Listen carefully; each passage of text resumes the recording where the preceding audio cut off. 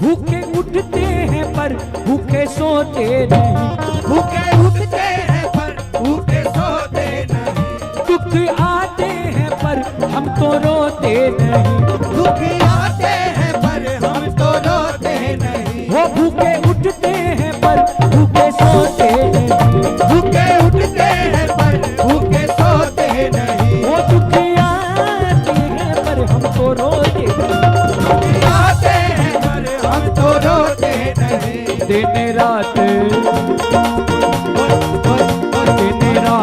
खबर ले रहा है, दिन रात खबर ले रहा है, वो नसीबों से ज्यादा दे रहा है, दिन रात खबर दे रहा है, वो नसीबों से ज्यादा दे रहा है, बिन पानी के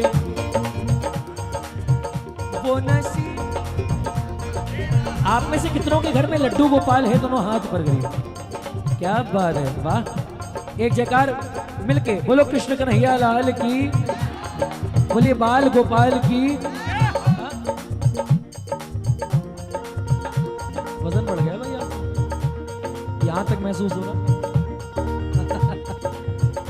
देखो लड्डू गोपाल अगर ऐसे बात करें तो घर का सबसे छोटा सदस्य है ना, लेकिन सबसे ज्यादा शरीफ, सबसे पोलाइट, पेशेंस उन्हीं के अंदर। कैसे?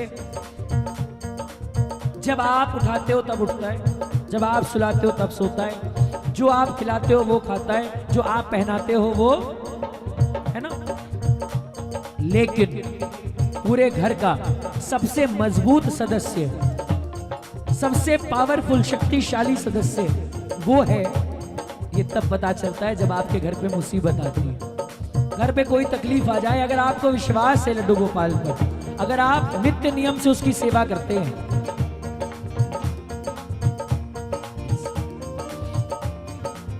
मैं आप लोगों से ये उम्मीद नहीं रखता हूं। मेरा जो प्राथमिक काम है ना वो भाव भजन ही है। बात बाकी तो ठीक है, जैसा देश वैसा भेष, लेकिन जब भाव की बात आए ना तब थोड़ा सा सलीके में आ जाया करिए। जब घर पे मुसीबत आती है और आपको विश्वास है, आप बात करते हो उस लड्डू गोपाल से, आपका वाकई रिश्ता है दिल का, तो आपको महसूस हो जाता होगा, आपके दरवाजे पे खूंटा गाड़ के खड़ा हो जाता है, मेरे होते इस घर कोई बाल भी बाका नहीं कर सकता। ये है। अब जब भगत वृंदावन जाता है, कहाँ गई हमारी वो बहन जो जिसने डिमांड किया था, ये जब आप और हम वृंदावन जाते हैं तो हमें महसूस होता है कि जिसको हम हमारी मर्जी से खिला रहे थे, जिसको हम हमारी मर्जी से पहना रहे थे, जिसको हम हमारी मर्जी से सुला रहे थे, उठा रहे थे, वो कितने बड़े साम्राज्य का सेठ है। अगर उसके ठाट बाट देखने हो तो आप वृंदावन जाकर देखो।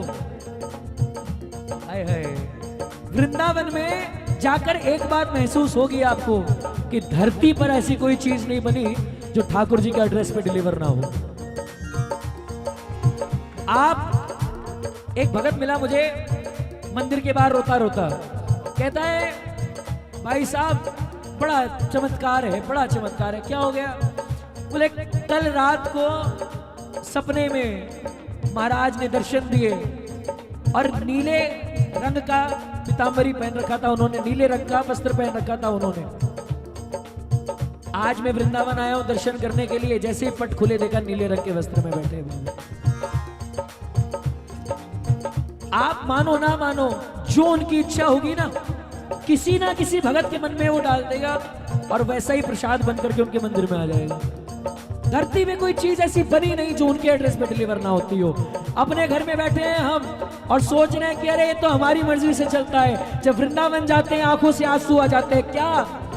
ओ मेरा छोटा सा घर महलों का राजा है वो, मेरा छोटा सा घर महलों का राजा है वो, मेरी औकात का महाराजा है वो। मेरी औकात क्या हो जाए जरा हरिनाम की ताली से।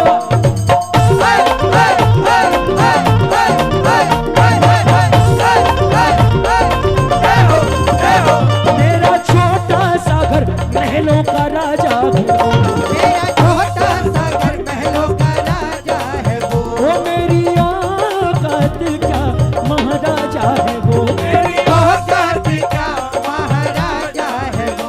फिर भी साथ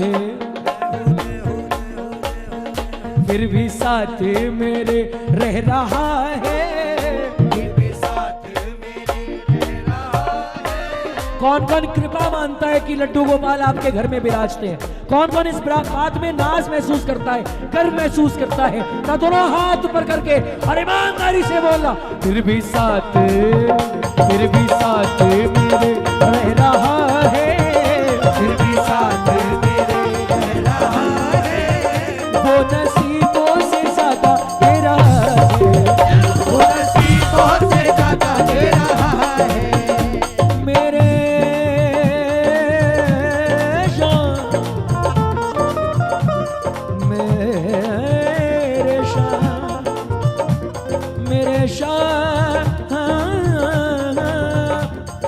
बनवारी दीवाने बड़े से बनवारी दीवाने बड़े से बड़े। ये अंतरा बहुत कम गाता हूं मैं, कई बार जल्दी में छूट जाता है, लेकिन जहां ऐसा लग रहा हो कि लोग सुन रहे हैं दिल से, वहां पर जरूर गाता हूं। बहुत प्यारा अंतरा है, बहुत प्यारी पंक्तियां हैं, सुनना। बनवारी दीवाने बड़े से बड़े, बनवारी दीवाने बड़े से बड़े, इनके चरणों में कंकर के जैसे पड़े, इनके चरणों में कंकर के जैसे पड़े। बनवारी दीवाने बड़े से बड़े, वो बनवारी दीवाने बड़े से बड़े, वो इनके चरणों में कंकर के जैसे पड़े, इनके चरणों में कंकर के जैसे पड़े। फिर भी अर्जी मेरी सुन रहा है, फिर भी अर्जी मेरी सुन रहा है। क्या बात। वो नसीब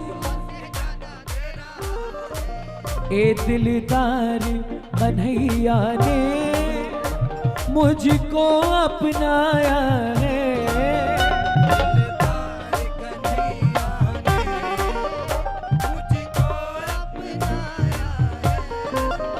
रस्ते से उठा करके सीने से लगाया,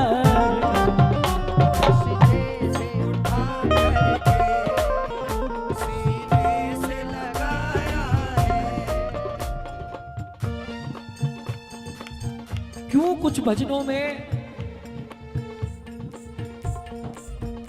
1001 बार भी गाओ ना मनो भैया, तब भी जितनी बार गाओ उतनी बार रूह कांप जाती है। कुछ भजनों को हम लिखते हैं और कुछ भजनों को वो लिखवाते हैं कि बेटा ये लिखना पड़ेगा, क्योंकि मेरा साक्षात स्वरूप अगर कुछ है तो ये भजन ही है। सेठ कैसे आते हैं मैं आपको बताता हूं। ये कीर्तन में हम बैठे, मेरी जुबान से कोई एक ऐसी बात, कोई भजन की ऐसी पंक्ति निकल जाएगी कि आपके दिमाग में जो चल रहा है ना सवाल, उसका जवाब खुद ब खुद उस पंक्ति में होगा, और वही शाम है, वही शाम।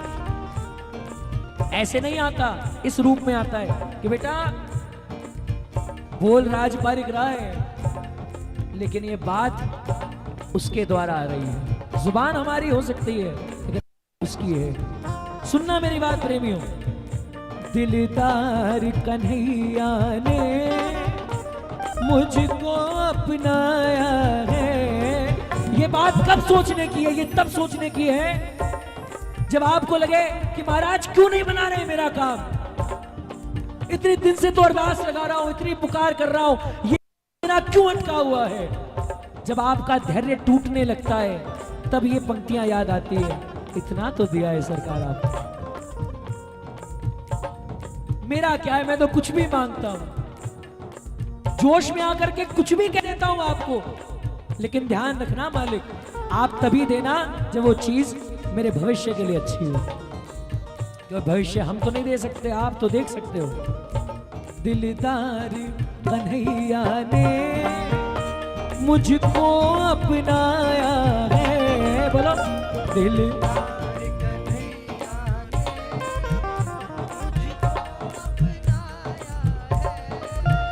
रस्ते से उठा करके सीने से। सुनना, खाटू चला तो जाऊं पर ये मसला है, खाटू चला तो जाऊं पर ये मसला है, कहां से हिम्मत लाऊंगा उन्हें सूरत दिखाने की। खाटू चला तो जाऊं पर ये मसला है, कहां से हिम्मत लाऊंगा उन्हें सूरत दिखाने की। चरणों से जाऊंगा तो सीने से लगा लेंगे वो मुझको, बाबा को तो आदत ठुकरा देगी। दयालु हो आप महाराज। ए जी हमको तो आसरा है, हमको तो आसरा है। ए शाम मुरली वाले, ए शाम खाटू वाले, बोलो हमको तो आसरा है। ए शाम मुरली वाले, ए शाम खाटू वाले। तो से यो मंदिर ना छूटे, मुँह से यो घर तो से यो मंदिर ना छूटे, मुँह से यो घर। हम दोनों को वो मिल जाए जिसको जो दरकार, अगर तू घर आ जाए तो घर मंदिर बन जाए, अगर तू घर आ जाए तो घर मंदिर बन जाए। मंदिर पे तेरे बाबा हक ना हमारा, मंदिर पे तेरे बाबा हक ना हमारा। मगर मेरे घर पे बाबा हक है तुम्हारा। मगर मेरे घर पे बाबा हक है तुम्हारा। जहाँ जहाँ पर तुम बैठोगे, जहाँ पर तुम बैठोगे, जहाँ जहाँ पर तुम बैठोगे, जहाँ जहाँ पर तुम बैठोगे, वहीं लगे दरबार। और हम दोनों को वो मिल जाए जिसको जो कर का, अगर तू घर आ जाए तो घर मंदिर बन जाए।